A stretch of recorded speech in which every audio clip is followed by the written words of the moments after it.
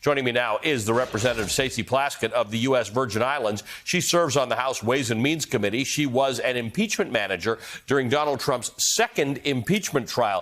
Congresswoman, good to see you. Thank you for being with us. We've got a lot going on here, a lot of developments. And I want to start with the one in New York, largely because you worked as a prosecutor in New York. And what a judge has said is that Donald Trump and his two adult children, he's got more than two adult children, but two of them, Ivanka Trump and Donald Trump Jr., are going to need to testify. They're going to need to be deposed, having to do with their finances and their company. What's the relevance of that? Well, the relevance is that these are two individuals who are intimately involved with the president in his business dealings, as well as his campaign. And they also took positions within the administration. We know that there's intimate information that these two individuals have. I don't even want to call him his adult children. These two other individuals who are named Trump, who are very involved as business partners with the president in some way, his business associates. And so the court having that information is going to be incredibly important to see the connection also, I believe, between the president's business, his campaign, and his presidency. Let's talk about the material that will end up with the January 6th committee, which is something you're very interested in by virtue of the fact that you were an impeachment manager. You made a case before the United States Congress about the impeachment based on a lot of material, a lot of detail, a lot of evidence, and yet there's so much more out there, all of which seems to lead to the same conclusion that you had drawn more than a year ago. But there's more and more detail. What was the president doing, taking boxes of stuff that are classified information? The fact that he's taking photographs and stuff like that, it's illegal and it's, shouldn't be happening. But there's more to it than that. There are boxes that went to Mar-a-Lago that should have never left the possession of the National Archives or the government.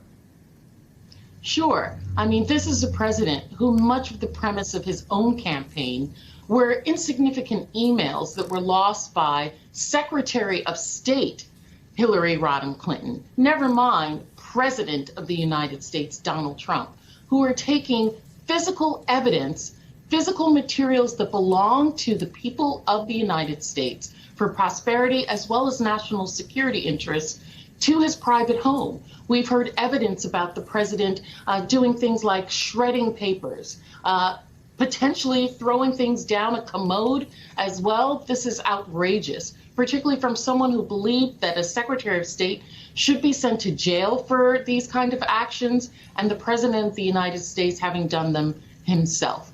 I think, the criminal conspiracy that is Donald Trump is being exposed, whether it is his dereliction of duty, whether it is infractions of the Emoluments Clause, using his office for his own financial and pecuniary gains. It's all coming out now. While at the same time, the president that we do have, President Biden, is doing, Ali, the things that you said, trying to fix the economy, trying to advance and protect voting rights, as well as trying to stop a war from happening in Europe.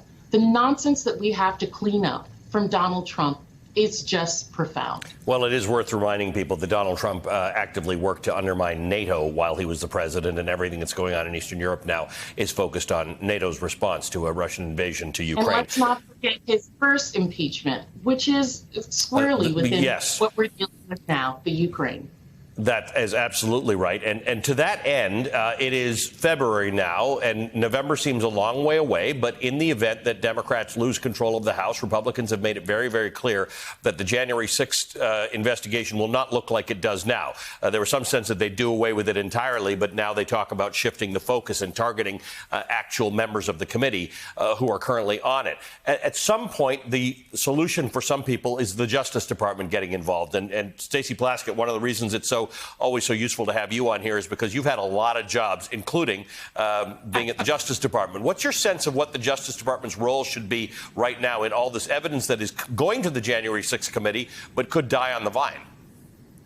Well, we're all hopeful that the Attorney General will be the advocate for the people of the United States. I think personally that the Attorney General needs to make a shift in his thinking and moving from having been a judge, which he did so masterfully, to being the Attorney General, the people's attorney at this point.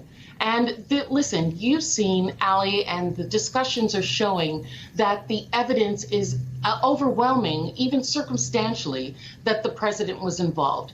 And I think that it is incumbent now upon the Justice Department to take this up.